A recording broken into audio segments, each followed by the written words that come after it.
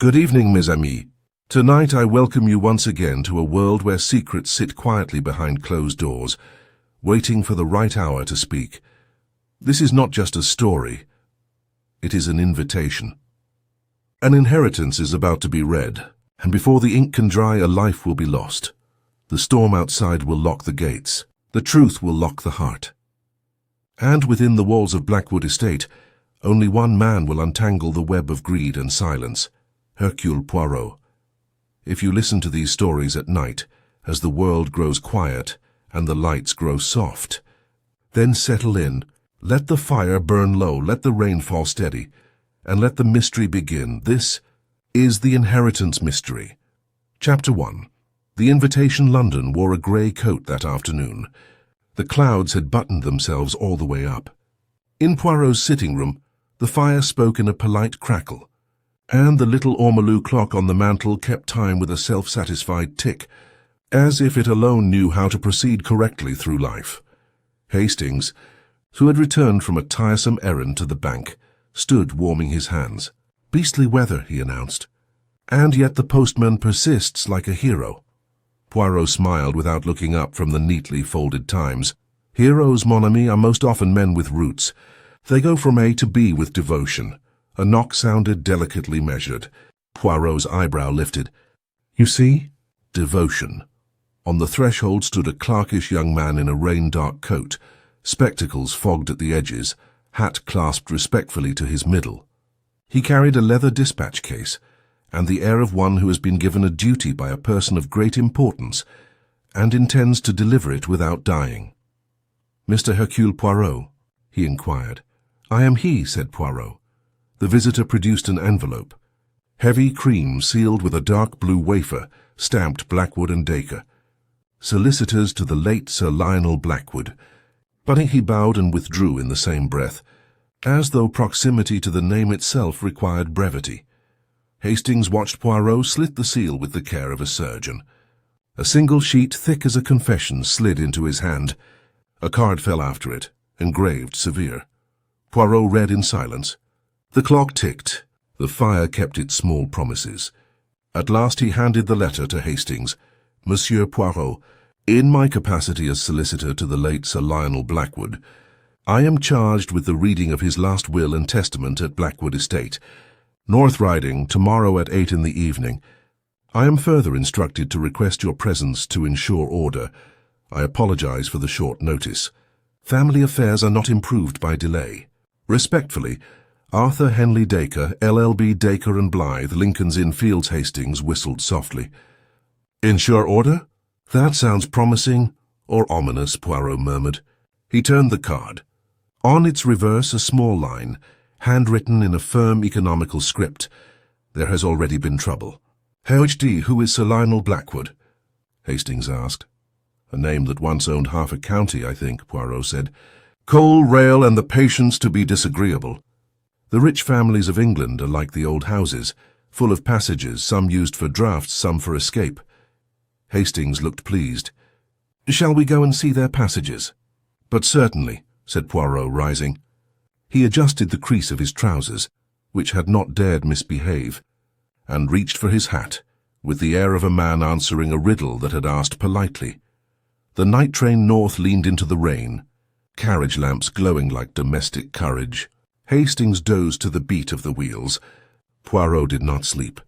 He watched the reflections pass along the window, station lights, wet hedgerows, an occasional lonely cottage with a square of gold for a window and a round of steam for a kettle, and arranged in his mind a set of chairs for a drawing-room he had not yet seen.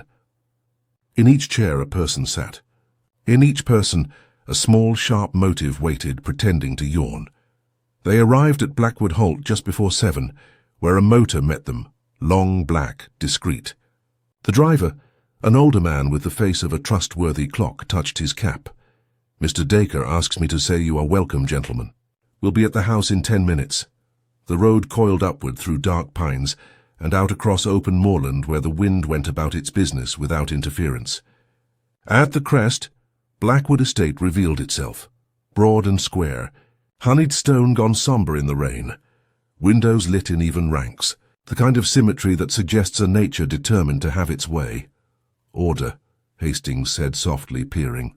And perhaps not much love. The door opened at their approach. A butler who had served since creation inclined his head. Mr. Dacre is assembled with the family in the red drawing-room. If you please. They passed through a hall where portraits of Blackwoods looked down incuriously, men who had built railways and women who had worn expressions that did not forgive drafts. Poirot's nostrils took note. Beeswax, coal smoke, faint lavender that wished to conceal something more human. Mr. Arthur Henley Dacre rose as they entered, a tall, spare man in a well-made suit that declined to be fashionable. His handshake was dry, his gaze professional. Monsieur Poirot, Captain Hastings, you are very good to come. You wrote of trouble, Poirot said. Family trouble, Dacre answered. It is a professional estimate that if a will can be read in calm, it should be. Tonight's reading will not be calm. He presented the room with the sobriety of a curate presenting a congregation. Mrs. Evelyn Blackwood, the widow. A woman of 50, composed in black silk, a face made for dignity and unmade by grief that had refused to show itself properly. She inclined her head, a nod precise as a bell. Mr. James Blackwood, the eldest son, a man in his 30s whose good looks had been sanded by disappointment. His jaw suggested an argument waiting for a reason. Miss Clara Blackwood, Sir Lionel's niece, a slim young woman with a mathematical neatness to her posture and eyes bright with opinions not yet invited to supper. Mr. Roger Graves, partner in the Blackwood collieries, a heavy-set gentleman with polished nails and a financier's smile that measured cost invisibly, and Miss Alice Morton, housekeeper, the quietest presence, mid-40s, steady hands. Her eyes did not linger where eyes wished to linger. The fire laid its modest warmth across the carpet. Outside, the rain wrote long lines in the dark.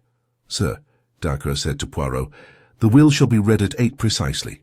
I thought it wisest to ask you to observe beforehand. There was an incident this morning, a dispute over certain papers. Mrs. Blackwood prefers not to discuss it. Mr. James prefers very much to discuss it. His mouth compressed thinly. I prefer that it never happened. James Blackwood gave a short laugh. My father was not a man to leave his affairs tidy. He enjoyed keeping his heirs hungry. It made him feel immortal, James, Evelyn murmured. No doubt, James went on, eyes on Poirot. Mr. Dacre has told you of my father's amendments, codicils appearing like mushrooms. One appeared last month. Another, if rumour is to be believed, was being drafted a week ago. Rumour is a busy clerk, Dacre said sharply. We have the will of last year properly witnessed. Anything further will be dealt with if and when it is produced. Roger Graves cleared his throat, in the prosperous manner of men accustomed to being heard. Sir Lionel had obligations to partners as well as to kin. Sudden changes unsettle markets. I advised caution. That is to say, Clara put in, voice cool. You advised that your interests not be disturbed. My dear young lady, Graves began, offended and indulgent in equal parts. Forgive, Poirot said mildly, spreading his hands. I am here, as the letter says, to ensure the order. I do not carry a policeman in my pocket. I am a chaperone for civility. Evelyn Blackwood's mouth softened a fraction. You are welcome, Monsieur Poirot. My husband delighted in making tests of people. He did not consider that tests leave scars, Madame, Poirot said gently. The dead often forget the cost of their amusements. The clock on the mantel, a severe piece that resented ornament, observed 8 with a mechanical cough and began to strike. Dacre unfolded a document from his case and smoothed it with care that was nearly affection. He read in a level voice, the legal cadences marching as they had marched for 100 years, declarations, bequests, small generosities to servants by name, charities that bore the families. Then at last the bulk to my wife, Evelyn, the right to remain at Blackwood House for the term of her life, and the income attaching thereto. To my son James, a trust in equal part with provision for his issue. To my niece Clara Blackwood upon condition. A rustle, a breath taken sharply, Hastings leaned toward me. Condition? Poirot's gaze did not leave the family. He watched faces as a sailor watches weather. Evelyn sat still as a question. Clara's colour rose, then steadied. James had begun to smile in the dangerous way of men who do sums too quickly. Graves' eyes had not moved from the fire. Dacre concluded, folded the paper and placed it beside the inkstand. "That is the will in force." "Then the matter's settled," Evelyn said, with a dignity that opened the window a fraction to hope. "Not yet," James said softly. He stood, went to a small side table, and lifted a key from its tray. Father kept a private safe in the library. Yesterday the combination was found among his papers by Miss Morton, who, being honesty itself, took it to Mr. Dacre. This morning, before Mr. Dacre could attend it, the safe was opened. By whom, we cannot say. The room was locked when we arrived. "But a packet is missing." All eyes turned to Miss Morton. She bore the look with calm. "I found the paper while airing the study. I did as I ought." "And the library door?" Dacre asked. "Bolted when I came with Mrs. Blackwood to dust the cases," she said. "I fetched Mr. Keene, the butler. He fetched Mr. James. We opened the door together. The safe stood ajar." "What was in the missing packet?" Hastings asked aloud, then looked abashed at his own forwardness. James answered, mouth thinning. "A codicil, or so the note inside claimed. Rumour, you see," Graves murmured dryly. Poirot's eyes had settled upon the fireplace grate, where a very small grey curl lay among the ash, a twist of paper that had found its end by flame, too neat to be an accident. He filed it away in that tidy cabinet within his head, where such small things wait. "Messieurs, dames," he said pleasantly, "perhaps we will look at the library together. It is always restful to see the place where a mystery intends to begin." "Intends?" Clara echoed. "But yes," Poirot said with a little bow. "It has written the invitations we have accepted. It would be impolite of the mystery not to appear." Chapter 2. Blackwood Estate. The morning after their arrival was as grey as the previous night had been wet. Mist clung low to the moors, pooling in the hollows like breath held too long. The manor's honey-coloured stone wore a dull sheen of rainwater. Its many chimneys smoked like tired men leaning on their sticks. Somewhere in the distance, a rook cried out, long, harsh, and final. Breakfast was served in a long, high-ceilinged room, where portraits stared down as if ensuring the family's appetite stayed properly restrained. Poirot sat immaculate in a dark suit, stirring his chocolate with the precision of a man who does not trust English kettles. Hastings, already on his second plate of eggs, had less refined opinions about English breakfast, but plenty of enthusiasm. "There's something about these old houses," Hastings remarked. "Everything looks splendid, but you get the feeling half the rooms haven't been opened in years." Poirot's moustache gave the smallest approving twitch. "Oui, mon ami. Old houses are like old families. The windows are polished, but the attics keep their secrets." The door opened. Mr. Arthur Dacre, crisp as paper, entered with a file beneath his arm. Behind him trailed Miss Alice Morton, the housekeeper, sleeves rolled, hair pinned in a way that spoke of quiet competence. She placed a small silver tray of folded letters on the sideboard without a word. "Good morning, gentlemen," Dacre said. "I trust you slept well?" "Like a baby," Hastings said cheerfully. Poirot, who had spent half the night listening to the house breathe through its cracks, only inclined his head politely. "The family will gather in the library shortly," Dacre continued. "Lady Evelyn has requested the room be secured this morning. No staff, no visitors. I believe she wishes to preserve propriety." Poirot arched a brow. "Or to preserve control." Dacre hesitated a fraction of a second. "Quite. The library of Blackwood Estate was the kind of room that wore its age with arrogance. High shelves climbed to the ceiling, ladders leaned against them like well-trained servants, and the fire sat beneath a marble mantel carved with the Blackwood crest, a raven in flight, clutching a key. The family had gathered by the time Poirot and Hastings entered. Evelyn Blackwood, the widow, sat near the fire, hands wrapped in black gloves, spine too straight to belong to a woman at ease. James Blackwood, eldest son, stood at the window staring into the fog, jaw tight with the sort of bitterness that had outlived his father. Clara Blackwood, the niece, paced the edges of the carpet, too restless to sit, too clever to show impatience openly. Roger Graves, business partner, inspected a decanter of brandy like a man appraising a ledger. Mr. Dacre stood near the desk with the air of a conductor, waiting for the first note of discord. "Monsieur Poirot," Evelyn greeted with a thin smile, "we appreciate your presence."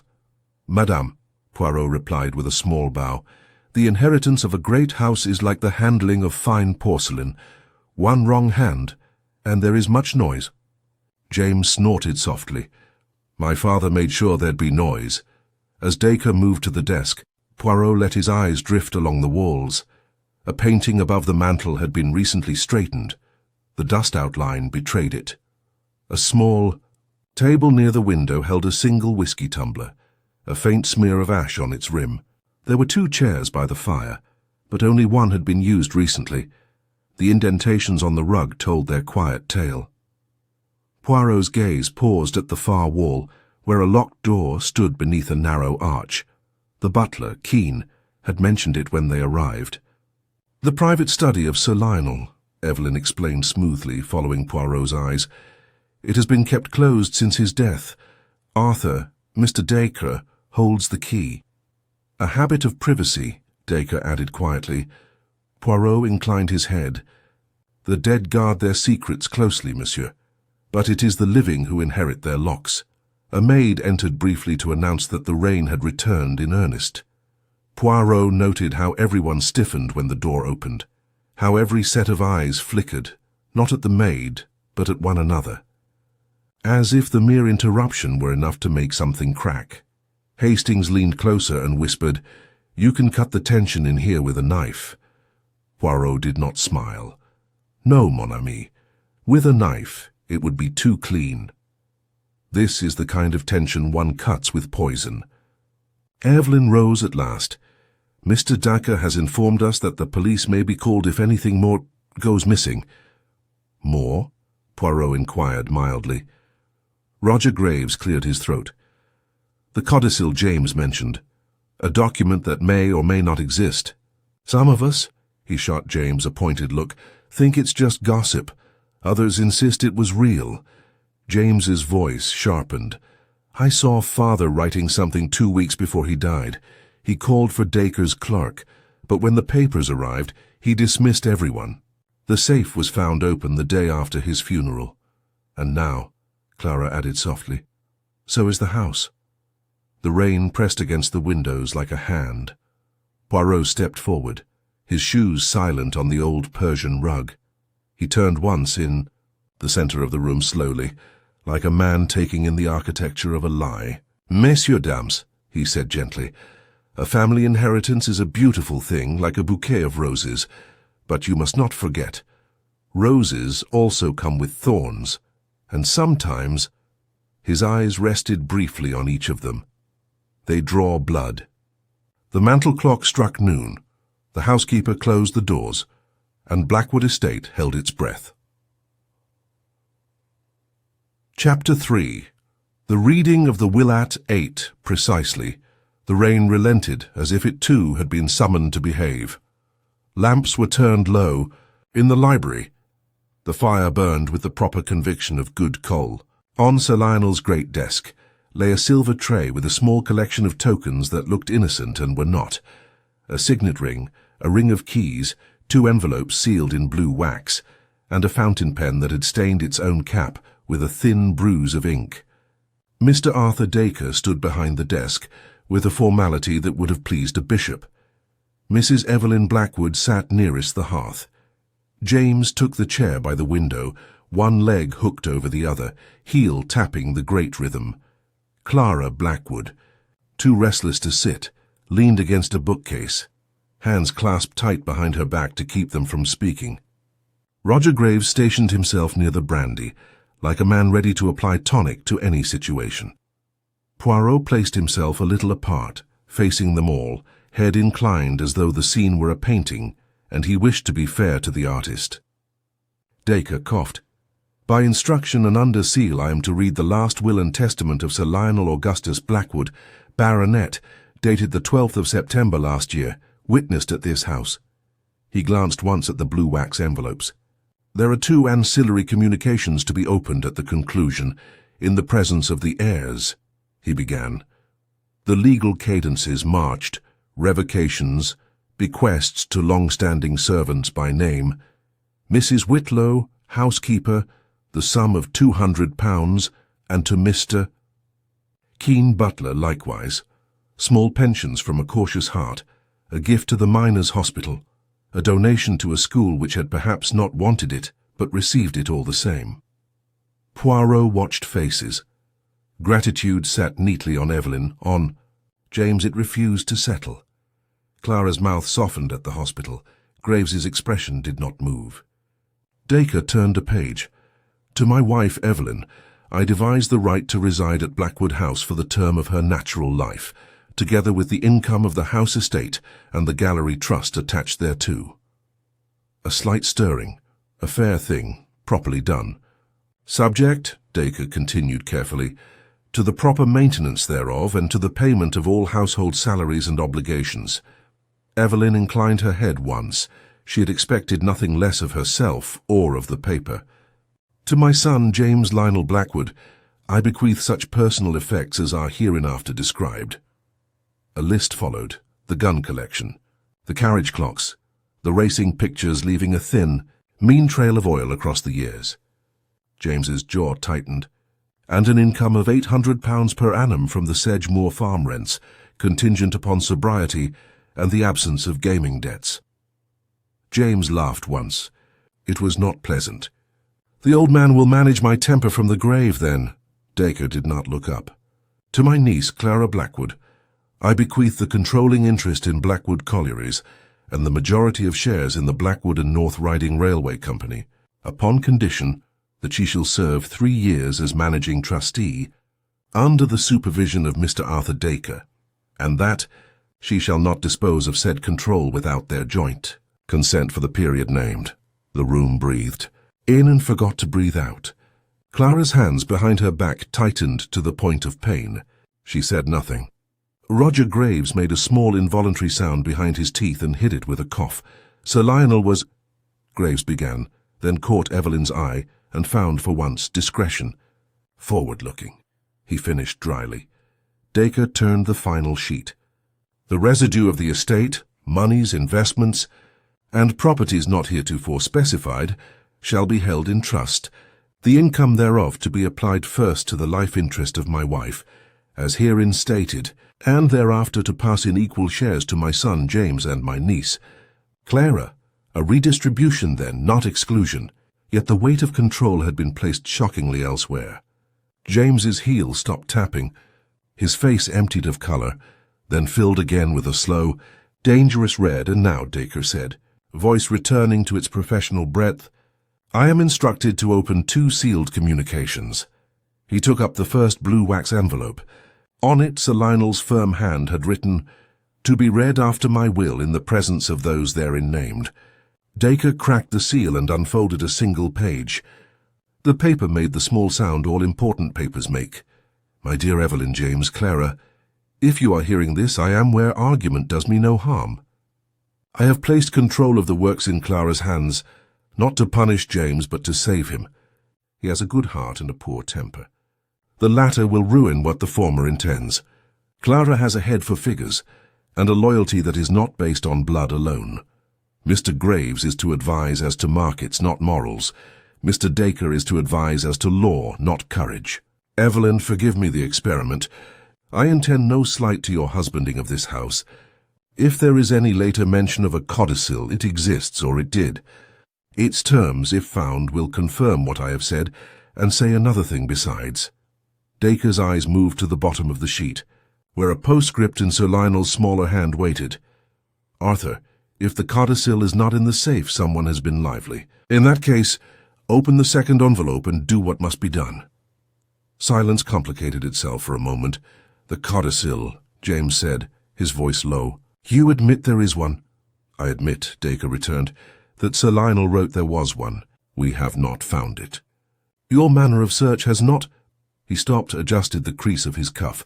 "Assisted clarity." Clara's eyes flashed. "Who had the keys to the library safe?" "Your father," Dacre said. "And I. There is also a spare in the deed box at my office. All three were accounted for after his death. Yesterday," his mouth tightened, "we discovered the safe had been opened." "By whom?" James demanded. "If I knew that, Mr. Blackwood," Dacre said evenly, "we should be speaking in different tones." Evelyn's voice entered softly. "Arthur, the second envelope." He took it up. On its face, "To be opened if the codicil be missing." Dacre broke the seal, extracted a folded paper and a smaller card, and read, "Arthur, if the codicil is gone, it has gone for a reason.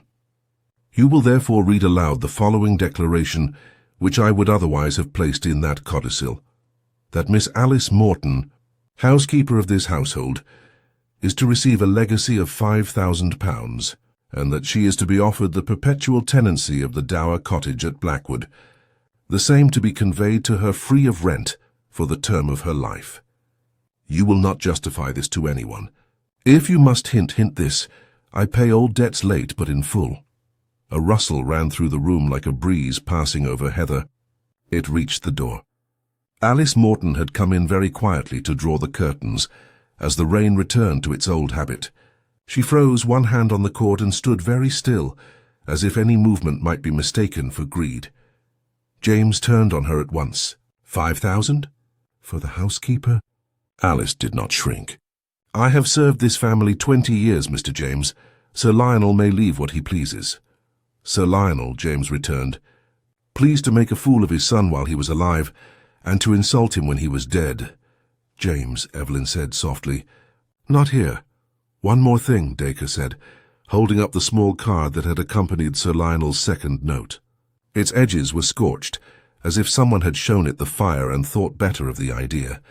"It says only this: if there is mischief, look for it where the key is not."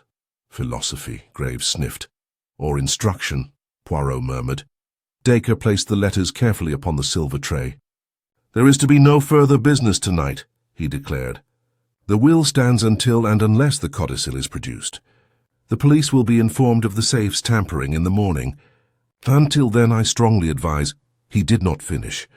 The clock on the mantel, which had observed all with severe punctuality, coughed once and struck the half-hour. At the same moment a curious thing happened. The flame in the grate thinned, guttered, and flared again. A draught, perhaps, or a window properly shut that had decided to behave improperly. Yet Hastings, glancing, saw that the sash was latched, the heavy cord tight as a reprimand. "Forgive me," Clara said abruptly, voice unsteady for the first time. "I require air." She stepped to the inner door, the one beneath the arch, the door to Sir Lionel's private study, and put her hand on the knob without thinking. It did not turn. "Locked." "Kept so," Dacre said. He lifted the ring of keys from the tray and weighed it in his palm. "This is mine. Keene holds the household set. Sir Lionel's set is with his personal effects under seal." James's eyes went to the keys like a hungry man's go to bread. "And yet the safe was opened." "Precisely," Dacre replied. He returned the keys to the tray. "Therefore you will forgive me if they remain where all can see them." Poirot's gaze lingered a fraction on the keyring, then on the silver tray itself, the faint smear of ash near the pen, the shallow crescent mark, where a glass had rested often and recently, the drop of something, no more than a pinhead, dried and transparent at the tray's edge. He turned, almost idly, to the side table by the window. The whiskey tumbler waited, a thread of amber at its bottom, a fingerprint ghosting the rim. "Shall we conclude?" Dacre asked, gathering his papers. "Tomorrow we will speak of arrangements. Tonight I advise rooms, doors shut, tempers likewise." It would have ended there, perhaps, but households like Heaven's dislike tidy conclusions. A knock sounded. Keene appeared, impeccable, apologetic. "Madame, Mr. Dacre, pardon. There is a small matter in the south corridor. A gust has blown open the skylight. I cannot make it secure alone." "Go, James," Evelyn said quickly. "You know the catch." James hesitated as if loath to be useful. Then he shrugged and went with Keene. Clara watched him go as a mathematician watches a sum begin to misbehave. Graves took the opportunity to pour himself the brandy he had been considering since birth. Alice Morton, dutiful still, moved to draw the curtains fully against the renewed rain. Dacre began to stack the documents. The blue wax letters slid atop the will. The keys winked in the lamplight. The fire remembered itself and burned properly again. Poirot, very gently, aligned the blotter square to the edge of the desk with 2 fingers. "Order, Monsieur Dacre," he said mildly. "It comforts the anxious." Dacre looked as though he might for once have smiled. "Then let us all be comforted. Good night." They dispersed with the fragile courtesy families employ when the floorboards are thin. Hastings and Poirot were last to leave. The door closed soft behind them. In the corridor, Hastings whispered, "Well, what do you make of it?" "That Sir Lionel," Poirot said, "was a dramatist with a stern taste. He wrote himself a fine third act." "Third act?" Poirot looked toward the dark square of the skylight down the south corridor, where the draught prowled like a cat. "But yes, the curtain is up. The players are named. The props are set. In such a room, mon ami, anything that is locked will wish before long to be found closed from within." Hastings shivered. "You think—" "I think," Poirot said, "we shall not have long to wait before the library asks for us again." And indeed, they had not reached the turn in the corridor when a sound came from behind them. No scream, no crash, merely the faintest chiming of glass against stone, and then the quiet, most dangerous sound of all, many people trying very hard not to make any noise at all. "Come," Poirot said. They turned back toward the library. The door was shut. From within the fire crackled, perfectly innocent. And then silence. Chapter 4. Death in the library. The house had a way of absorbing sound. Even the wind on the moors outside, which had returned with its iron breath, seemed quieter once it crossed the Blackwood threshold. When the noise came from the library, it was not loud. A single sharp crack like glass on stone, then a hush, the kind that doesn't belong to a living room but to a room that is about to become a crime scene. Poirot and Hastings were the first to reach the door. It was locked. Hastings tried the handle. It stuck. Poirot's eyes narrowed. "No, it is locked." A half-second later, James Blackwood came storming up the corridor, his coat still damp from securing the skylight. "What in hell's going on?" Poirot held up a hand. "Quiet, monsieur." From behind the door, nothing. No voice, no shuffle. Just the whisper of the fire. Dacre arrived next, pale but composed. "The key," he said quickly, and snatched it from the tray on the desk where he had left it not an hour earlier. Or perhaps not the key, but one of them. He fit it into the lock. It turned smoothly. The door opened. The library looked exactly as they had left it, almost. The lamp still glowed. The decanter on the side table still held its warm amber heart. The rain pressed against the window panes without apology. But Roger Graves lay face down by the hearth, his hand outstretched toward the fire, as if reaching for something too hot to touch. Beside him, a shattered whiskey tumbler, its contents soaking into the rug. One of the keys from the tray lay near his fingers, and on the edge of the desk, upright as a mockery, stood the silver tray where everything else had been. Evelyn's voice trembled for the first time that night. "Roger!" Poirot stepped forward carefully, his polished shoes avoiding the scatter of glass. He knelt just long enough to press 2 fingers against the side of Graves's neck. "Nothing." "Dead?" whispered Clara. Poirot rose. "Oui." The rain drummed harder against the windows. The butler and housekeeper stood frozen at the door, pale. Dacre stared at the body as if recalculating something too terrible to balance. James barked. What the devil happened? No one even heard— "Shh!" Poirot's voice was very soft. "Let us not fill the room with noise. It is speaking to us already." He walked slowly to the desk. The pen and letters were untouched. The silver tray gleamed faintly. But something had changed. The second key, the one that opened Sir Lionel's private study, was missing. Poirot's gaze shifted to the inner door beneath the arch. Still locked, but not quite as it had been. Hastings followed his look. "You don't think—" "Think? None, I observe." Inspector Grant had not yet been summoned. The house still belonged to whispers, not sirens. Dacre closed the library doors, leaving only the family and Poirot inside. Poirot crouched near the decanter. Her thin ring of condensation on the table showed where a second glass had stood until moments ago. He lifted the bottle gently and held it to the light. One glass poured earlier, Poirot murmured, and another more recent. Mr. Graves was not drinking alone. Evelyn's hands clutched her shawl. "Are you implying—" "I imply nothing, madame." "I see." Poirot moved to the fireplace. The ash grate beneath the mantel had a fresh print. A man's shoe partly blurred. Another print, smaller, overlapped it at the heel. The rug near Graves's feet was damp, not with whiskey alone. The killer stood here, Poirot said softly, close enough to whisper to him. And then, he gestured to the glass on the floor, the conversation ended. Dacre, still ashen, spoke quietly. No one else could have entered. We were all in the corridor. Poirot turned sharply. "Not all." James blinked. "What do you mean?" "Someone was in the housekeeper's wing when the skylight was opened. Someone who could have reached the study door from within. Someone who did not need to be seen entering the library, because they were already here." The clock on the mantel began to strike the hour. Each chime seemed to press the room smaller. Poirot surveyed the suspects one by one. Evelyn, pale but collected, fingers tapping her ring.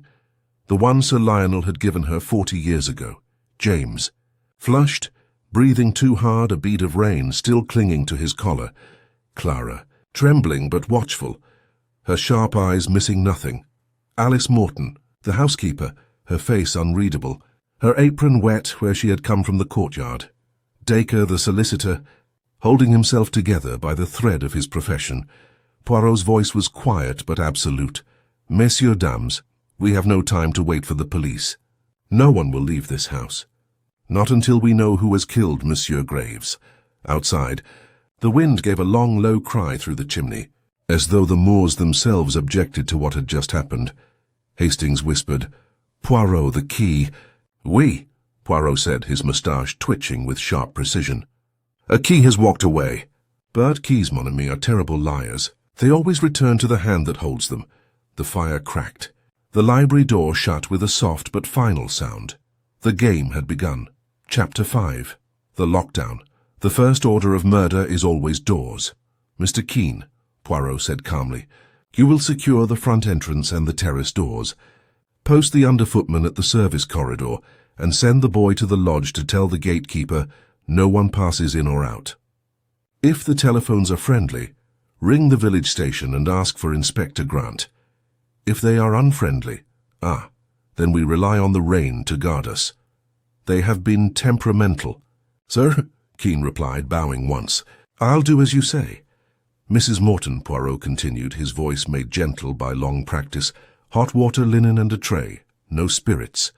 And if you please, a kettle for tea." Alice Morton's eyes flicked once to Evelyn and back to Poirot. "Right away, sir."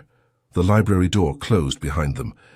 The room altered by a degree, smaller, truer, its arrangement a diagram now. Poirot stood very still in the center, as if listening for the house to finish a sentence. "Arthur," Evelyn said in a low voice to Dacre. "Sit down." "I would rather stand," Dacre answered, but he obeyed. His hands rested palms down upon his knees, knuckles pale. Hastings drew a breath as if to speak. Poirot lifted a hand and he swallowed the question. There is a moment always when noise becomes an enemy. Poirot stepped to the hearth. The body of Roger Graves lay half-turned toward the fire, the head canted at an angle ugly to the eye, the mouth slightly open as if in a last objection. Poirot knelt, touched the sleeve, the collar, the cheek. He sniffed delicately at the lips and frowned. "Not whiskey," he murmured. "Something that borrows the smell, perhaps." And here, he indicated a faint coin-sized damp on the waistcoat, a splash that did not come from the glass upon the rug. James prowled to the window and back. He choked, he fell. "There's your explanation." "No," Poirot said without heat. He obeyed. "That is different." Hastings cleared his throat. "The key, Poirot." "Ah, oui." Poirot's gaze went to the silver tray upon the desk, the signet, the pen, the blue wax letters, a single key remaining.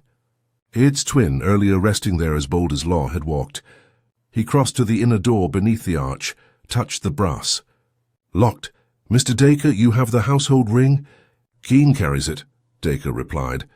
"And the study key on the tray?" "Sir Lionel's private study," Evelyn said. "Only Mr. Dacre and my husband kept a key.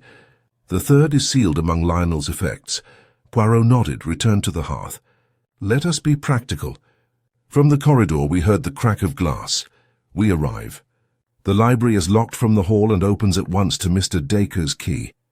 Inside, Monsieur Graves, dead near the fire. The second glass has been removed. The ring upon the side table shows it. Someone drank with him." "With whom?" James demanded. Poirot turned a little. "With the person who did not need to walk in from the corridor. With the person who was already here." Evelyn's brow creased. "But we all left together." "Together is a word that does not survive inspection," Poirot said. "We will inspect." The door opened. Keene returned, damp at the shoulders. "The gates are shut, sir." The lodgeman has been told. "The telephones are dead. The line down along the east meadow. I've put Baines at the service door and Perks at the back stairs." "Très bien," Poirot said. "Now, if you please, the morning room. We will speak there. Mr. Dacre, you will remain with Mr. Graves. Do not allow the room to be disturbed. Hastings stays with you and takes note of anything that wishes to change its position." "Anything?" Hastings blinked but did not argue. Poirot's mild voice at such moments possessed the iron of command. The morning room had the bland civility of spaces created to prevent quarrels. Tea arrived. No one drank it.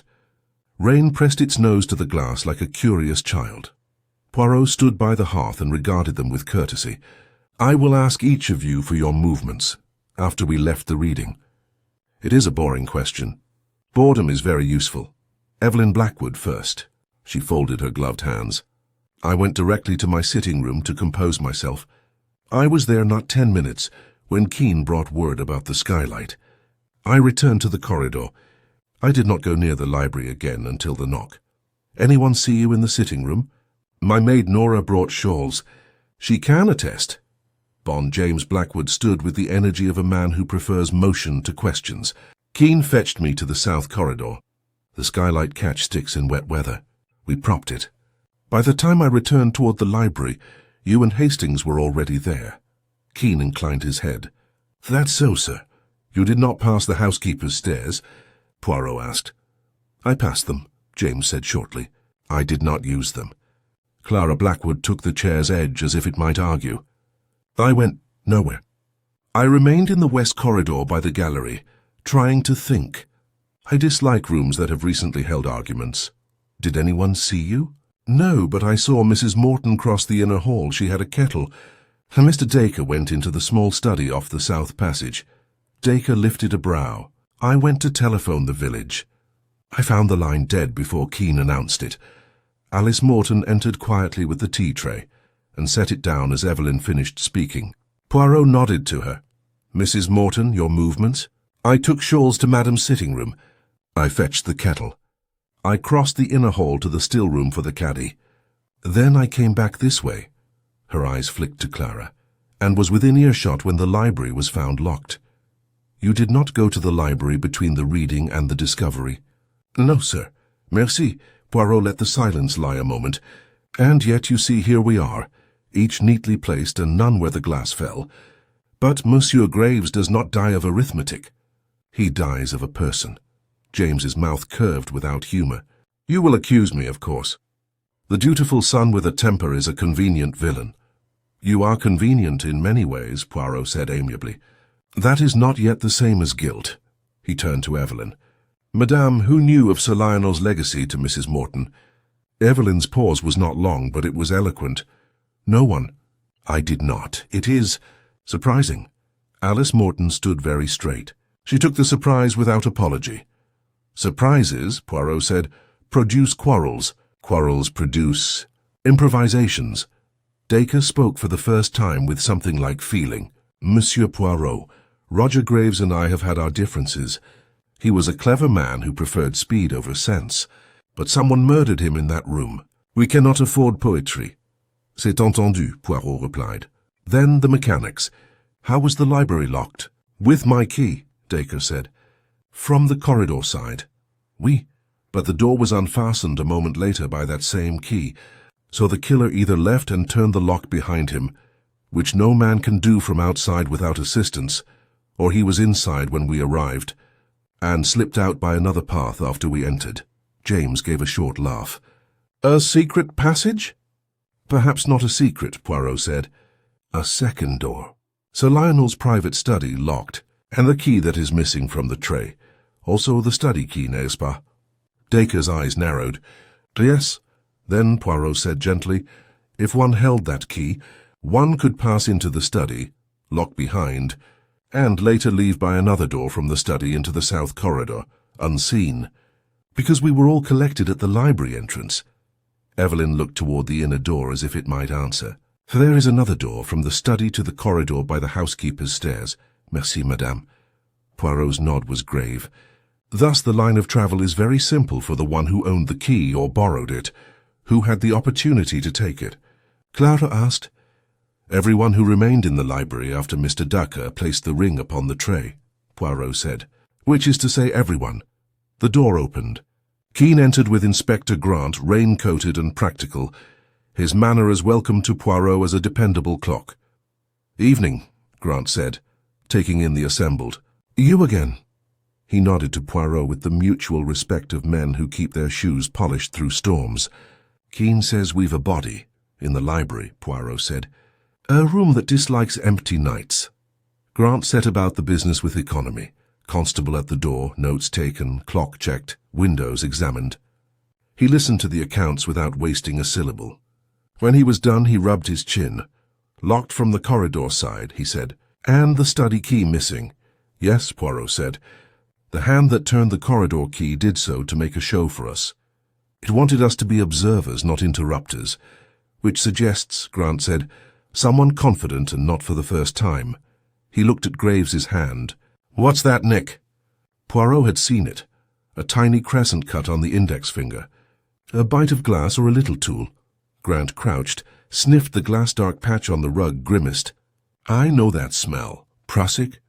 Hastings ventured too quickly. No, Grant said. Bitter, but not almonds. Something sleepier. We'll have the surgeon tell us. Either way, not a fall. He stood. All right. We hold the house. We search the study. He looked to Dacre. Key? Missing, Dacre said tightly. Then we fetch another. Grant's gaze moved to Poirot. You said there's a second door from the study. South corridor, Evelyn confirmed. Near the housekeeper's stairs, Grant nodded to Keene. Show us. The south corridor smelled of coal dust and polish. At its end, beneath a narrow transom, stood a second door. Plain, painted, unremarkable, the sort that exists to be unremembered. Keene produced a long-necked skeleton key from the household ring, and with a twitch of his wrist, persuaded the old lock to behave. The door yielded. Grant lifted his torch. Sir Lionel's private study looked like a mind made visible, precise, spare, and proud. A broad desk faced the window. A chair stood angled to the hearth, as if someone had only now risen from it. The air held the after-scent of a draught recently corrected. On the blotter, an inkstand. Beside it, a box of paper wafers and a small glass vial with a cracked stopper. Empty. Grant stepped lightly, eyes thinning. No one touched the desk. Poirot had walked not to the desk, but to the skirting board behind it, where the paint bore a faint, waxy shine. He touched the edge with the back of a knuckle. Beeswax, he said softly. Your household polish is with it, madam. Evelyn frowned. Yes, on Thursdays. Why? Because someone has made a habit tonight, Poirot said. First the south corridor skylight, lured open to draw Mr. James away. Then the library door, locked neatly to draw the rest of us to the hall. And here, he glanced to the file, a little bottle that has recently been uncorked. A procession of small obediences, Inspector. Someone who likes the world to do as it is told. Grant examined the desk. In the pen tray lay a short steel implement with a flattened tip, the sort of thing clerks use to lift wafers and ease seals. Its edge bore a tiny dark smear. Blood? Hastings asked. Or the ghost of it, Grant said. Or ink that has taken a bad turn. He bagged it. Alice Morton, quiet at the threshold, spoke. If it is beeswax you're thinking of, sir, Mr. Graves asked me for a dab yesterday evening, for a squeak on his Gladstone. He had it in the cloakroom. Grant and Poirot met eyes. Hastings brightened with the pleasure of recognition, then sobered. And the missing key, Grant said. Keene, who had the memory of a ledger, hesitated. Mr. Graves took the study key to examine it this afternoon, Inspector. He said the warding looked worn. He placed it back on the tray before the reading, I am certain.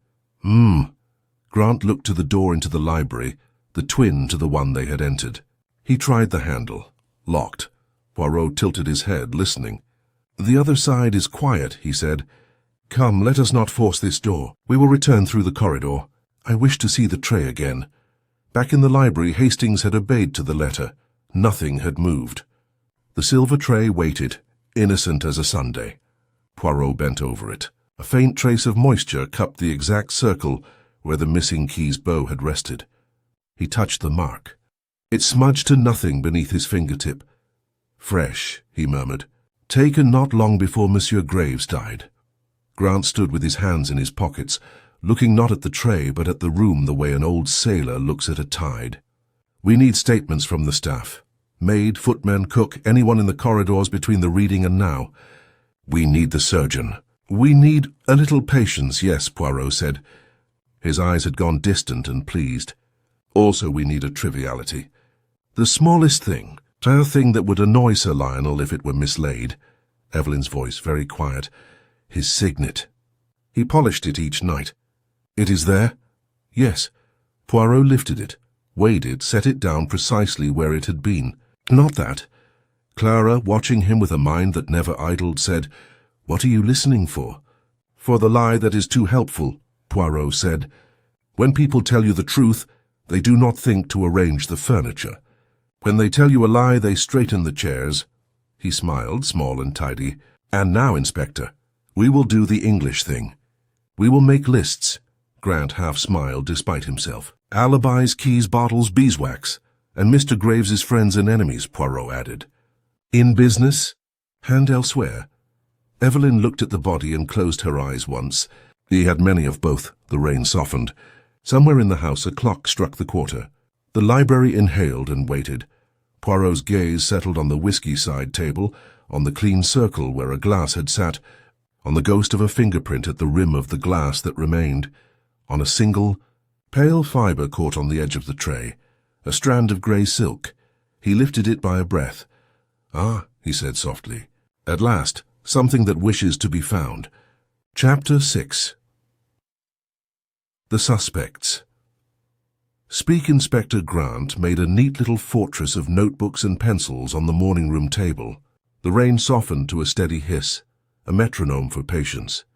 Poirot took a chair a little to the side, where he could see the door and the window at once. Hastings hovered happily in the business of being useful. Right, Grant said. One at a time. Short, factual, and without embroidery. Mrs. Blackwood first, please.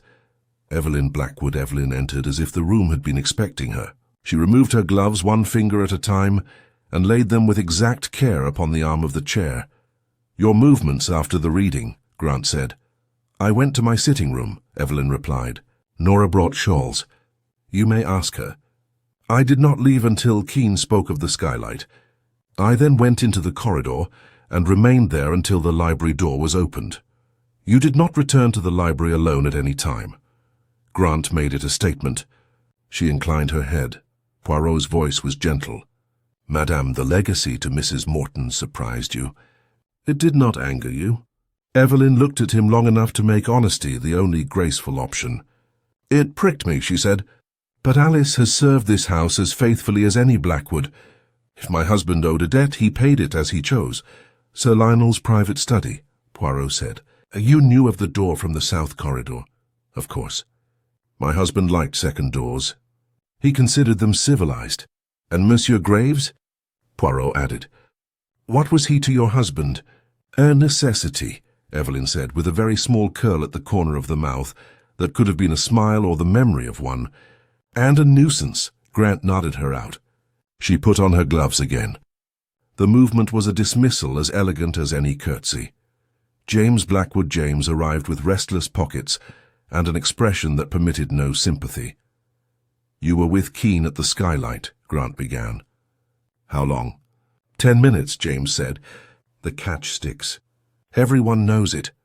We wedged it and I came back. That is all. You did not go by the south corridor door to the study?" "No." "Keys?" Poirot asked mildly. "Have you any of your father's?" "A habit of men with large houses." James bristled, then laughed shortly. "No secret hoard, I'm afraid. Dacre keeps the church keys. My father kept the altar." "Your relations with Mr. Graves?" Grant asked. James's jaw jumped.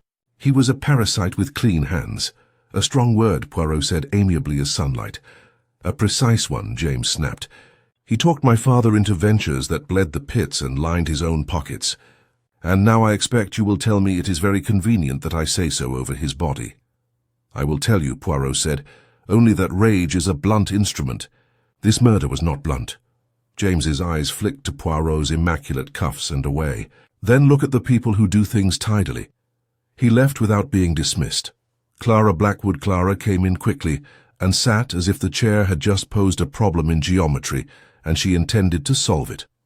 Around her neck lay a dove-grey silk scarf, folded once, neat as a theorem. "Your movements," Grant said. "I remained by the gallery after the reading," Clara answered. "I walked until I had the shape of my breathing again. I did not go into the library. I saw Mrs. Morton cross the inner hall with a kettle. I told you that already. I heard Keene speak of the skylight. I came back. Then," she swallowed, "then there was the door." Hastings' eyes had fixed on the scarf. Poirot did not look. He had seen it when she entered. "You and Mr. Graves," Grant said. "Terms?" "Frosted," Clara said. "He wanted the collieries to dance to the market's tune, sell off the unprofitable seams, break the unions, squeeze the men who have already been squeezed thin. I told my uncle I would not do it. Mr. Graves enjoyed telling me I would do it when I learned arithmetic. He did not enjoy it when I told him he had mistaken profit for mathematics. Did your uncle intend you to control the works, to spite Mr. Graves?" Poirot asked. "My uncle intended to see if I could keep my head when men shouted," Clara said, a brief heat in her voice. "We shall see whether I can." Poirot nodded at the scarf exactly once. "A practical question, mademoiselle. You favor grey silk. I favor things that last," Clara replied. "This was my mother's. Why do you ask?" "Because," Poirot said pleasantly, "I have found a small clue that has committed to memory the color of your scarf. I wonder whether it learned it today or years ago." Clara considered that, and their eyes agreed to differ. She left with her chin a degree higher than when she came in. Alice Morton. Alice entered without fuss, and placed a plate of untouched tea biscuits to the side, as if hope were as practical as a cloth. The lamp touched silver strands in her hair. Her apron was clean again. "You have 20 years in this house," Grant said. "Movements after the reading." "I took shawls to madam," Alice said. "Then I fetched the kettle and tea." I crossed the hall. Mr. Dacre was looking at the telephone in the little study. I went to the still room for the caddy, and came back the long way by the west passage, because Perks was mopping the other corridor. I put the tray down in the morning room, went to the pantry for cups. She glanced at the sideboard where the tray sat now, complete, and was returning when the knock came. "You did not go into the library," Grant said. "No." "Inspector, Sir Lionel's mention of a debt," Poirot said. "You know to what it refers." Alice's face did not move. Her eyes softened. "I know what it is to keep a man's dignity, Monsieur Poirot. Sir Lionel did a kind thing badly and wished to do it better. And Mr. Graves?" Poirot asked. "Mr. Graves believed houses are ledgers," Alice said simply. "He was not a wicked man. He was not the sort of man houses love." Grant turned a page. "Who had access to beeswax in the last day or two?" "The tin in the still room is for Thursdays," Alice said. "Keene will take it to the upper rails if we're showing the gallery. Yesterday Mr. Graves asked me for a dab, said a case squeaked. I cut a curl off the block and gave it him. "Merci," Poirot said. "Had your apron earlier wet." "The yard blows rain in under the door, sir. I stepped wrong." "You have a key to the south corridor door into the study?" Grant asked. "No, only Mr. Dacre's ring and the old skeletons fit it. We keep a skeleton for fires." "Keene carries it," Alice withdrew with a nod that saluted duty and no more. Arthur Dacre, the solicitor, came in controlled as ink. If his mouth had been tighter an hour ago, it had forgiven itself. "You went to the telephone," Grant said. "I did." Dacre's tone made apology a professional act. "Line dead." I then walked to the music room to check the second extension, also dead, and returned. I met Mrs. Morton in the inner hall. I saw Mr. James go with Keene to the skylight. When the noise came from the library, I was in the south passage. I came at once. "You and Mr. Graves had late quarrels?" "We differed," Dacre said. He wished swifter profits. I wished fewer inquiries. Something like temper showed itself and subsided. He knew Sir Lionel well enough to know how to make himself necessary. Who touched the keys on the tray after the reading? Grant asked. "No one," Dacre said crisply. "They were in my sight until Keene called about the skylight. I left them on the tray for that reason." He paused, and for the first time looked uncertain. "Unless—" When Mrs. Morton drew the curtains, I turned to answer Mr. James. There was a second when my eyes were not on them. It would be foolish to say otherwise. Poirot regarded him as one regards a cabinet whose drawers all shut neatly. "Monsieur Dacre, tell me about codicils. A man drafts one, mislays it, destroys it, writes another. The law keeps up?" "The law jogs after with its hat on," Dacre said dryly. "We respect the last instrument properly executed. If we cannot find an instrument, we cannot execute its wishes.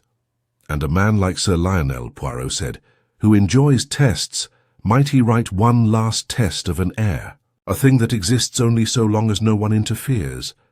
Dacre's gaze flicked. "You mean hide it in plain sight and wait to see who cannot resist touching it?" "Yes, he might," his mouth twisted. "And then he would be very disappointed." "You knew Mr. Graves examined the study key," Grant said. "I did." He returned it to the tray.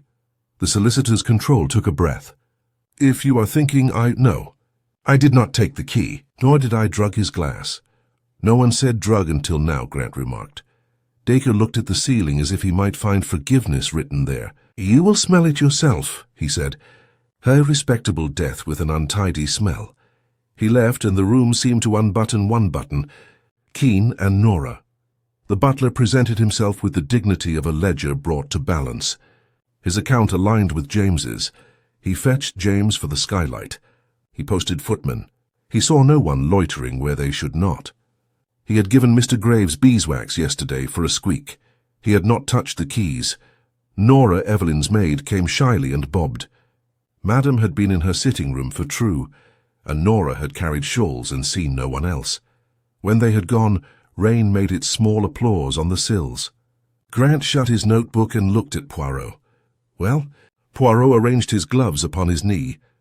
"We have a room locked from the hall, a study joined to it by a door that requires a particular key, a key that walked, and a man who drank not quite whiskey. We have beeswax, again, applied by hands that like the world to roll where it is put. We have a strand of grey silk on a tray that admits many hands. And suspects," Grant said, "who all had reason to dislike Mr. Graves. We—" Poirot's eyes went to the window, where mist pressed its cheek against the pane, like a child reluctant to go to bed. "Now we add shapes to reasons. Hastings could not keep it." "The silk, Clara's scarf." Poirot's moustache twitched. Grey silk is the livery of half of England's wardrobes. It is the kindest of false friends. Still, he drew from his pocket the pale filament on a folded slip of paper. It caught on metal. Not wool, not cotton. A crisp thread. The bow of a key is very good at catching such a thing when a hand, nervous or very careful, lifts it in a hurry. Grant leaned forward. "So someone wearing grey silk took the study key from the tray?" "Perhaps," Poirot said. "Or someone who prepared a small theatre wished us to think so." He stood. "There is a little business I must conduct with the dead." "May I?" Grant nodded. "You and Captain Hastings, then me. I'll have the constable sit at the door." Back in the library, the air had gone sombre and dutiful. Poirot knelt once more by Roger Graves. He did not touch the face. He examined the hands, palms faintly sticky with something that had dried. The crescent nick on the index finger. The cuff where a half-moon of darker cloth suggested a spill wiped against a sleeve in haste. On the hearth fender, a blackened fleck no larger than a poppy seed caught his eye. He lifted it with a knife tip, sniffed, smiled without warmth. "Wax again," Hastings whispered. "Wax again," Poirot agreed. Monsieur Graves had many small squeaks to quiet. He looked toward the side table where the second glass had stood, and he liked to leave rings of moisture and of obligation. He rose, stepped to the desk, and looked not at the tray now, but at the pen. The cap wore its bruise of ink. Beside it lay a wafer lifter, bagged earlier by Grant's careful hand. Poirot bent closer to the blotter and saw, impressed faintly, the ghost of a word. Codic. Then the rest lost in the weave. He straightened and regarded the room as a whole, a map with tokens placed but not yet named. "Come, Hastings," he said at last. "Let us allow Inspector Grant his province." In the doorway, Hastings stopped. "Poirot, do you know?" "I know," Poirot said, "that the person who killed Roger Graves does not like improvisation. And yet," his eyes brightened, "they have made one small mistake." "What mistake?" "The sort one makes," Poirot said, "when moving a key from a tray with a gloved hand and then, forgetting the glove, lifting a glass." He closed the door softly, and the library kept its counsel. Chapter 7. The clues assemble. Murder does not like clutter. It prefers a room that can be read. Inspector Grant set the constable at the library door and went to rouse the village surgeon. Poirot, with Hastings in tow, made a slow circuit of the house as if measuring it for a suit the tailor was too shy to cut. "Begin where the air misbehaves," he said softly. "Corridors, skylights, chimneys, and the places people do not think are rooms." They started at the south corridor. The draught that had worried the skylight earlier was gentler now, but the floor held what draughts cannot hide. Sign. Near the ladder where Keene and James had wedged the catch, a faint sprinkle of black grit freckled the boards. Coal dust from the roof space, perhaps. Poirot crouched, touched a speck and brought it to his nose. "Not coal," he murmured. "Graphite. From a lock that has been encouraged often." He looked up at the narrow door into Sir Lionel's study, plain, painted, too humble for the trouble it caused. "We will ask the locksmith's ghost his opinion." They entered the private study by Keene's skeleton key once more. Poirot stood quite still just inside, letting the room return to being a room. A fire had not been lit. The smell was of paper, gum Arabic, and that faint metallic whisper a recently unstoppered file leaves behind. The desk was severe and orderly. Inkstand, blotter, wafer tin, paper knife, wafer lifter. Hastings gravitated to the hearth. "Hello," he said. "There's something down here." On the hearth fender, in the angle where the iron meets the tiles, a crumb of blue wax lay half melted, the tiniest crescent, as if a seal had kissed heat and recoiled. Poirot lifted it with a penknife, then angled the knife into the ashes. A sliver of cream paper followed. Shah marked on two edges, embossed faintly at the corner with a crest. Raven in flight, key in claw. "Not the will paper," Hastings whispered. "No," Poirot said. "Something less formal, a covering note perhaps, or the outer of a codicil that someone decided should change careers, from law to smoke." He turned the scrap. A ghostly impress appeared where a pen had pressed too hard. Dicel. The rest had gone where all conveniences go. He did not yet smile. The smile would be for later. "Look," Hastings said, pointing to the floor behind the desk. "What's that shine?" Where the skirting board met the carpet, the paint wore a thin, waxy gleam that did not match its neighbours. Poirot tapped it lightly. "Beeswax. Someone has loved this corner, often and recently." Hastings stared. "But why polish a skirting board?" "To help a thing slide," Poirot said. "A flat thing. A key pushed under a door, for instance, or pulled out with a loop of wire. Such amusements are usually for boys. In houses like these they become for men." He crossed to the bookcase that faced the desk. The bottom shelf held a row of county directories, the next black-bound ledgers. Above, a respectable parade of moralists, Marcus Aurelius, Samuel Smiles, Cato. Poirot's finger hovered. A man announces his virtues with his books. His vices he hides in them. He drew out Marcus Aurelius and fanned the foredge. A brief rasp replied. The sound paper makes when paper is not alone. Poirot slid a visiting card between page and board and levered gently. The end paper lifted. Beneath it, a shallow pocket had been cut. neat as surgery, lined with old cloth, empty, except for a curl of grey silk no larger than an eyelash, and the shadow of something that had lain there often. An oval imprint the size of a key's bow. Hastings made an involuntary sound. "Grey silk again." "Patience," Poirot murmured. "Grey silk is a very friendly witness. It greets everyone." He put the book back precisely and looked to the door that joined study to library. The keyhole glittered with the faintest trace of graphite. On the carpet before the door, two half-prints barely darker than their neighbours, heel only, as if someone had paused just there and turned sharply back. "Someone came to this threshold," Poirot said, and then thought better. Or someone came through, locked behind, and stood a heartbeat to listen. They returned to the library through the corridor. The constable stood aside. The air had settled into the patience of lamplight and duty.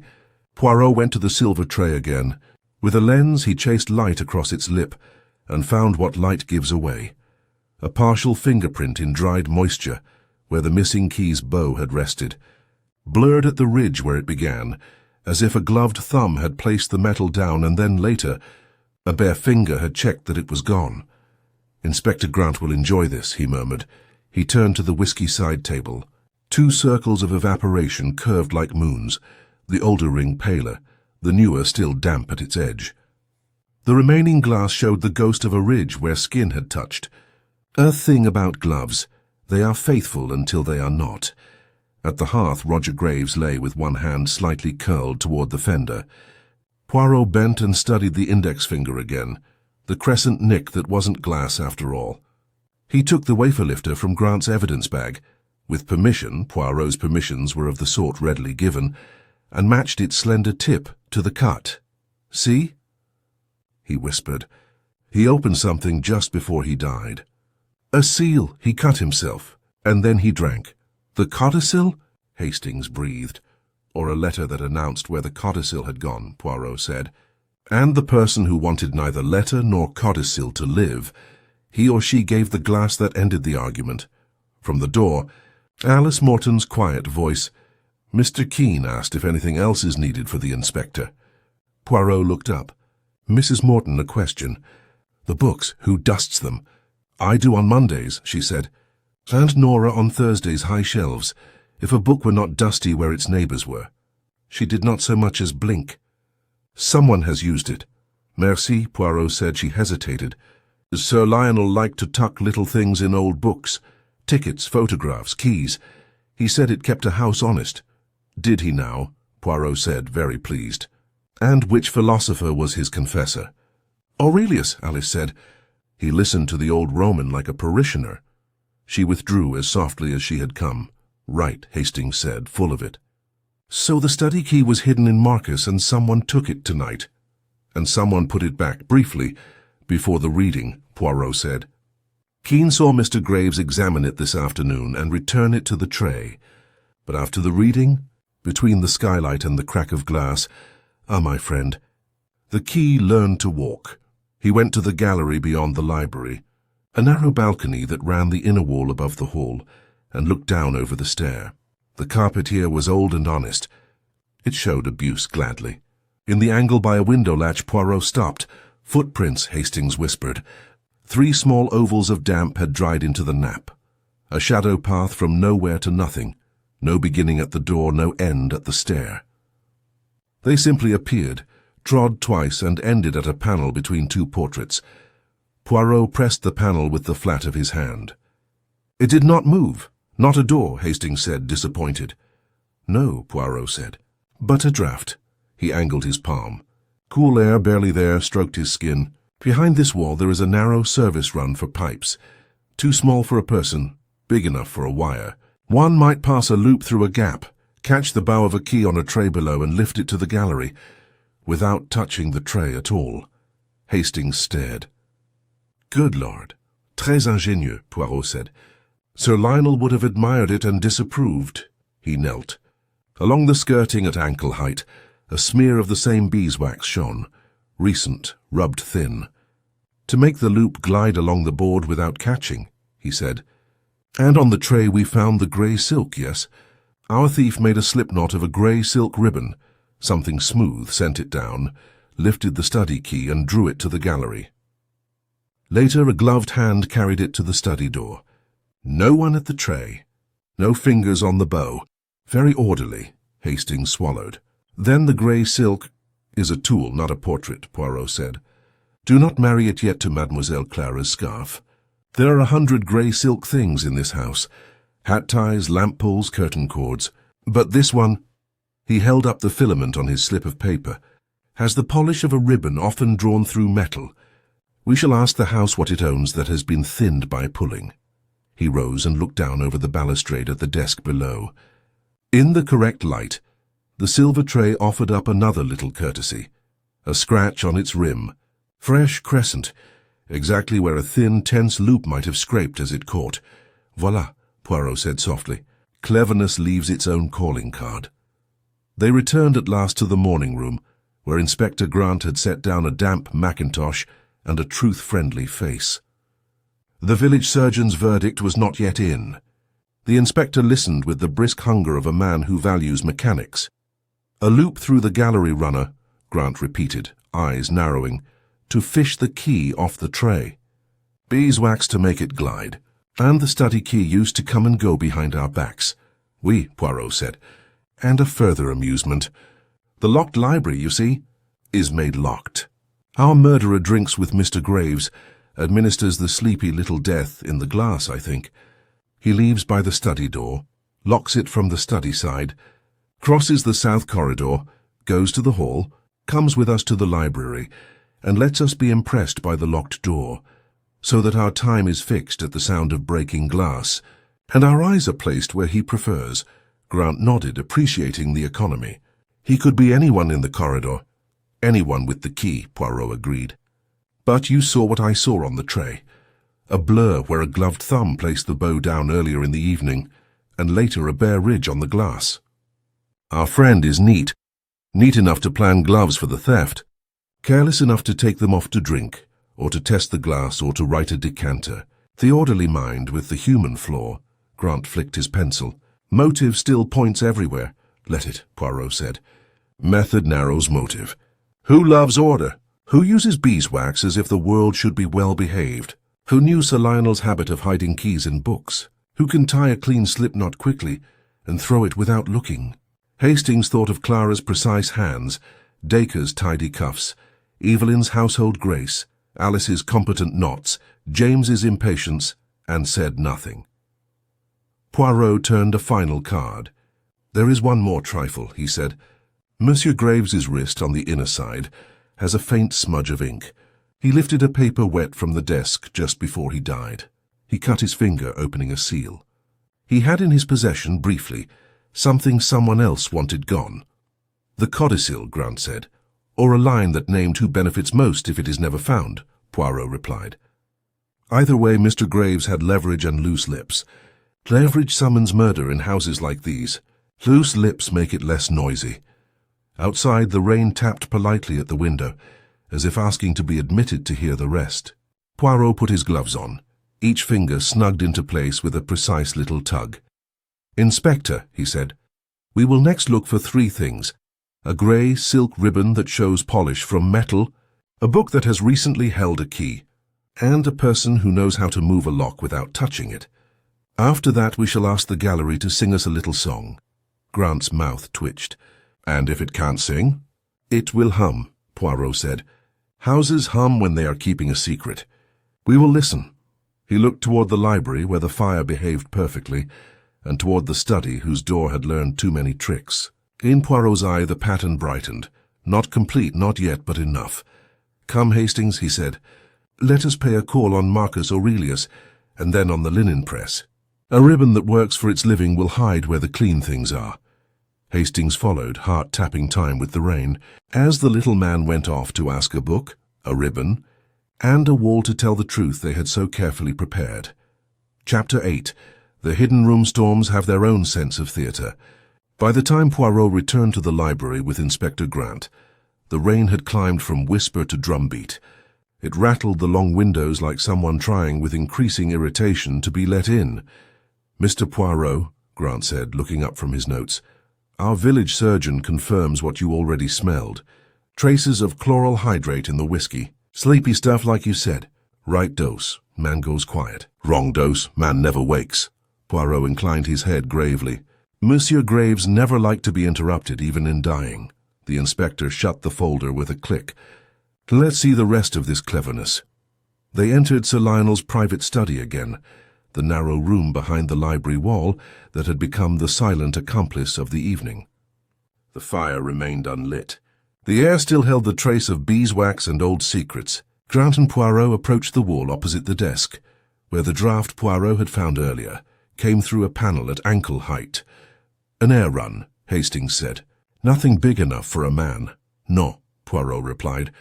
But big enough for a ribbon, a loop, a hand, or a little game. Grant crouched. The panel showed faint scratches, as if something thin had been threaded through again and again. He knocked gently on the wood. It gave back a hollow echo. We'll open it, Grant said. With a screwdriver and some patience, the constable pried off the baseboard panel. The cavity inside was narrow, but ran straight behind the walls toward the gallery. Grant reached in with his torch. There's your little runway, he said. Anyone could stand above, drop a loop through the gap in the balustrade, snag the key off the tray, reel it in like a fish, and return it, Poirot added softly. That is why the moisture print on the tray was fresh, but the key itself missing. Hastings peered down the passage. But why go through all that trouble? To show no one touched the tray, Poirot said. To prove an alibi by creating the illusion of absence. Cleverness, mon ami, is like perfume. It lingers even when it isn't needed. Poirot moved to the desk. He opened the drawer that had been left locked earlier. Inside lay a row of ledger books, a roll of sealing wax and a brown envelope without a seal. The handwriting across it was Sir Lionel's, sharp, slanted, deliberate.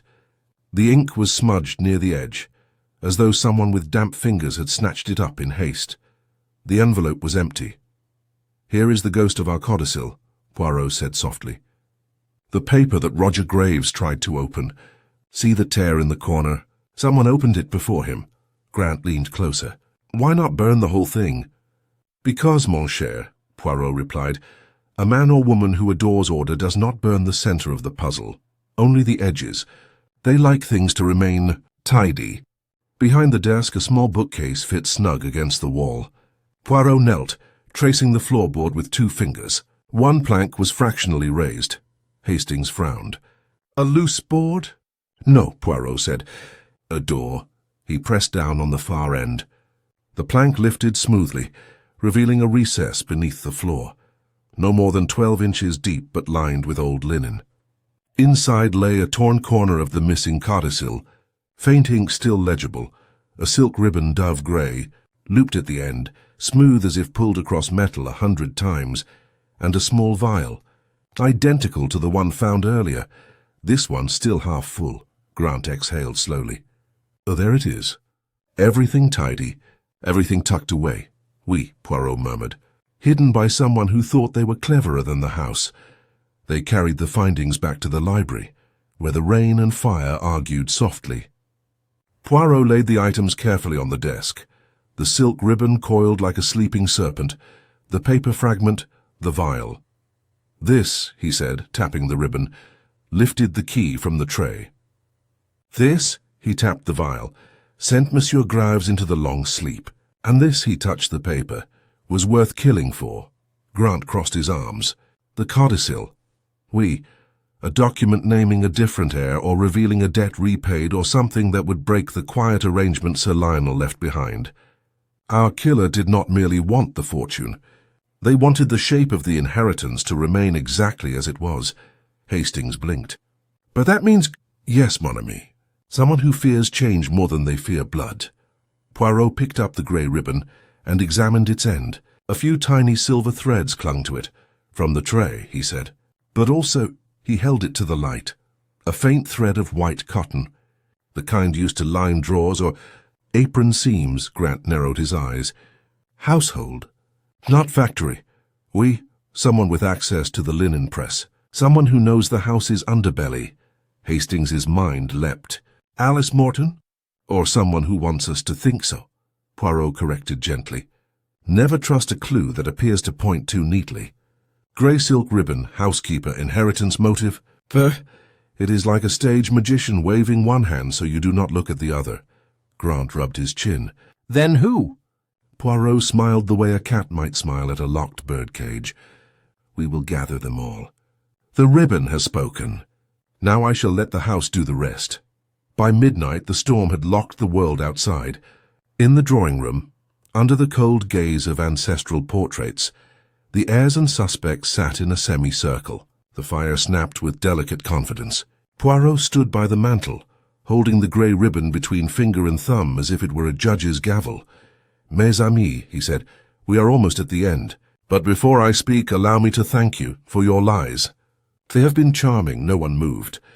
You see, Sir Lionel was a man who loved puzzles, and our murderer. They loved order. The key was stolen not by hand, but by ribbon. The room was locked not by chance, but by design. And the codicil, the little piece of paper that changes everything, it lies now in ashes, because someone wanted this house to remain exactly as it was." He let the silence breathe. The fire cracked. A clock ticked like a heartbeat. "One of you feared chaos more than prison. And that, mes amis, is how I know who killed Roger Graves." Hastings leaned forward. "Poirot." "Not yet, mon ami," Poirot said softly. "First, we let the truth enjoy its entrance." Chapter 9. The Reveal. The rain had softened to a dull, steady pulse, as though the house itself were listening. In the drawing room, beneath the ancestral portraits of Blackwood's past, 5 faces stared at Poirot. Evelyn sat like marble in black silk. James paced by the window, restless as a storm that had missed its chance. Clara leaned forward, eyes like sharpened glass. Arthur Dacre stood with his hands behind his back, a solicitor's patience thin as paper. Alice Morton, in her housekeeper's apron, kept to the far end of the hearth, still quiet, watching. On the mantelpiece the grey silk ribbon lay coiled like a snake. Beside it, the half-empty vial and the charred corner of the codicil.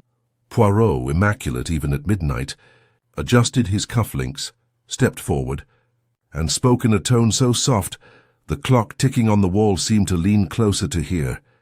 "Mes amis. When a man dies and leaves behind a fortune, he also leaves behind 2 things, greed and fear. One hungers for more, the other dreads change. And it was fear, not greed, that killed Roger Graves tonight." James broke the silence first. "Enough with the riddles, Poirot." "Say it." Poirot's moustache twitched.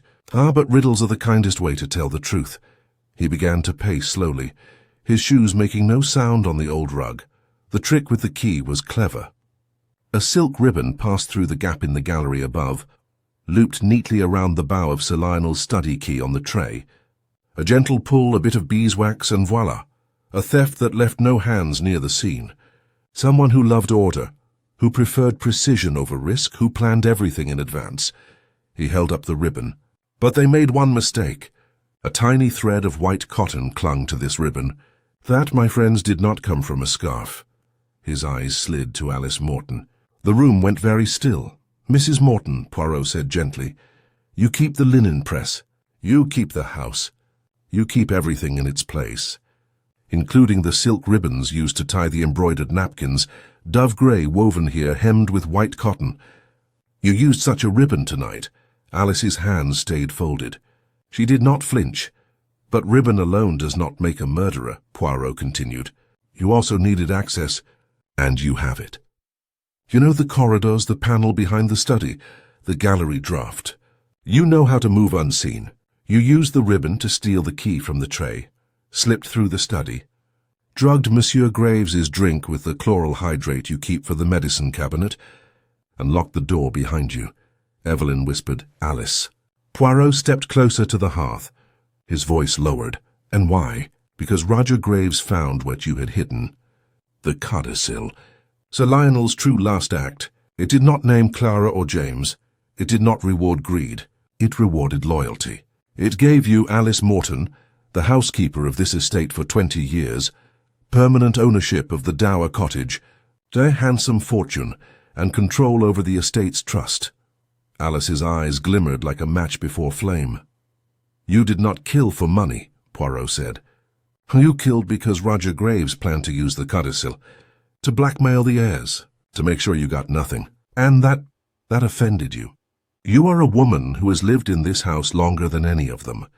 You kept it running, clean, dignified, and you could not bear to see it torn apart. Grant cleared his throat, but Poirot held up a hand. He wasn't done. But even the most careful plan has a heartbeat. You wore gloves to pull the ribbon.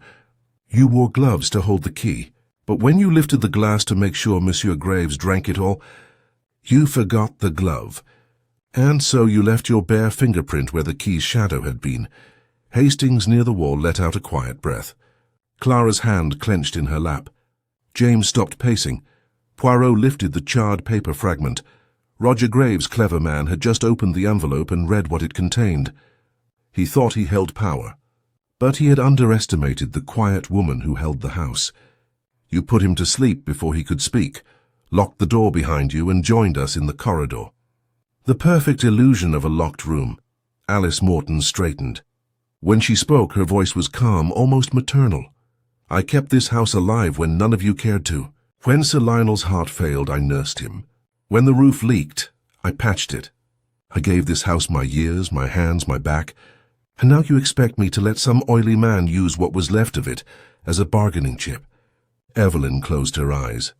James said nothing. Clara stared at Alice as if seeing a wall she had lived beside all her life and never noticed. Sir Lionel trusted me, Alice continued. He told me once a house doesn't belong to those who inherit it, but to those who keep it standing. She exhaled, steady. I only made sure his words came true. Poirot bowed his head slightly. Oui, madame. But Sir Lionel also believed in justice. And tonight. Justice will have its turn.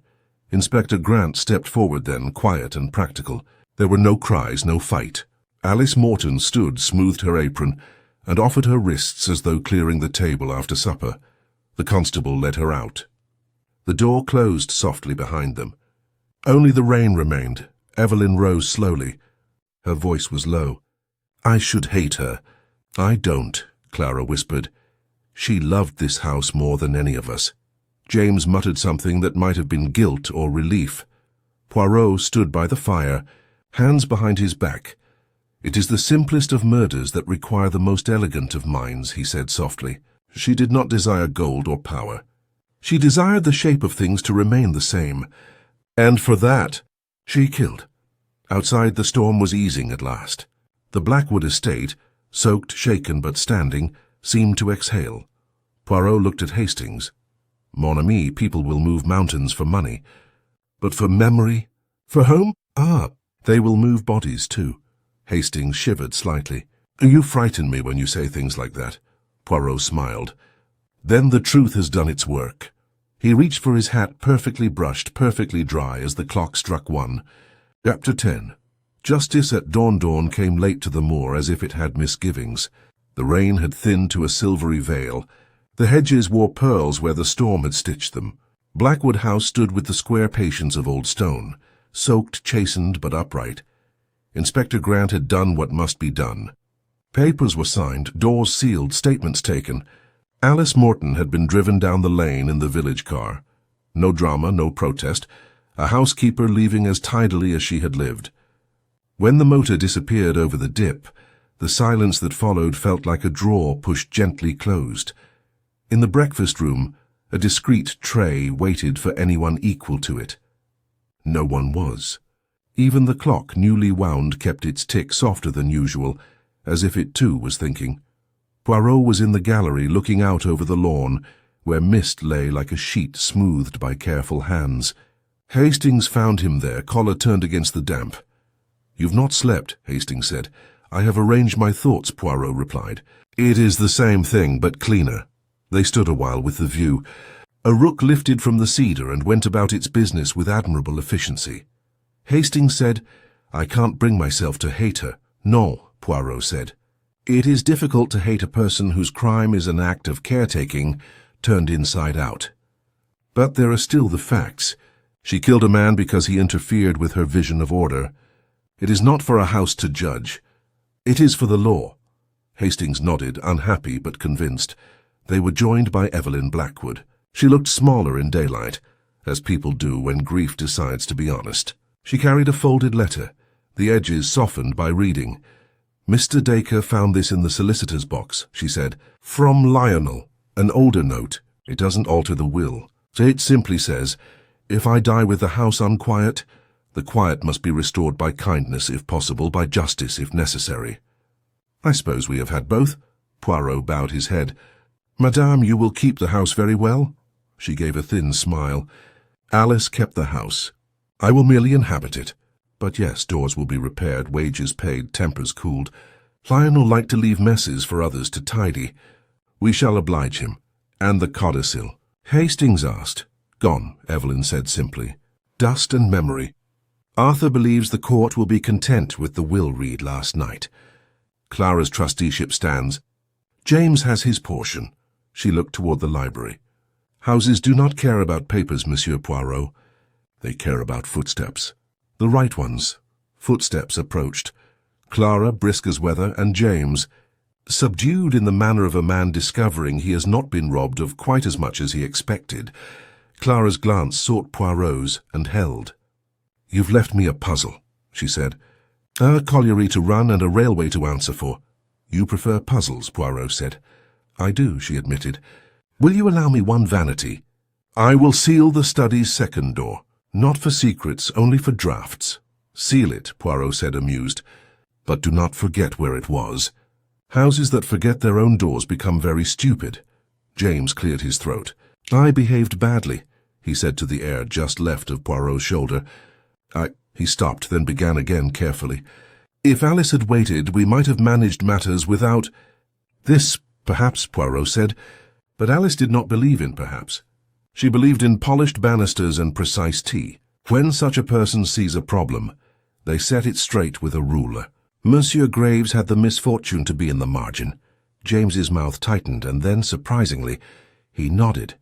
"I'll see to the skylight catch," he said, and left with the air of a man who had finally found a task he could finish. Arthur Dacre arrived last, as solicitors do, on time without appearing to try. He handed Evelyn a typed note, arrangements, signatures, 2 appointments, and turned to Poirot. "The constable found the matching ribbons in the linen press," he said. "Hemmed with white cotton, exactly as you said. There will be no difficulty in court." "There will be sorrow," Poirot said. "Difficulty is nothing. Sorrow is work." Dacre's mouth quirked once. "You're right, of course." He looked toward the stairs. Sir Lionel loved the phrase due process. He would have approved of how the evening concluded, disapproved of the method by which it began. Sir Lionel, Poirot said mildly, liked to set examinations he did not have to sit. Dacre allowed himself the smallest laugh a respectable man may give before 9 in the morning. "We shall speak again after the dust has settled." He bowed to Evelyn, to Clara, to the rope of the household that kept the place from unraveling. Then he departed to start the outrage of paperwork that follows all tragedies. The housekeeper's keys lay on the hall table, plain, practical things, separated now from the hand that had made them sing. Evelyn looked at them as a woman looks at an old brooch from a person she cannot forgive and cannot forget. "Madame," Poirot said gently, "give them to Keene. Locks like to believe they have continuity." She did so. The butler accepted with the solemnity of a priest receiving relics, and retreated to go about the comforting liturgy of routine. Hastings and Poirot gathered their cases. In the cloakroom, where so much mischief had hidden as innocent habit, Hastings paused by the mirror and adjusted his tie. Poirot brushed an imaginary fleck from his lapel and approved of what he saw. Outside, the gravel was studded with last night's pebbled constellations. The motor to the station chuffed politely. As they descended the steps, Clara appeared with a small parcel wrapped in brown paper. "For the train," she said. "Sandwiches.